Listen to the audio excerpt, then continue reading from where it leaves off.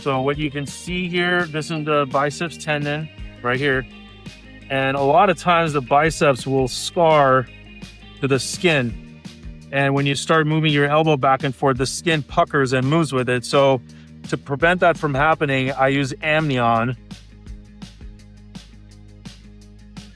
Amnion has anti-adhesive properties. So I put that right over the tendon right here where it's at the highest risk of scarring down to the skin. Just like that. Perfect. And then I close that over it. Just like that. That's been shown to reduce the sticking of the skin to the tendon.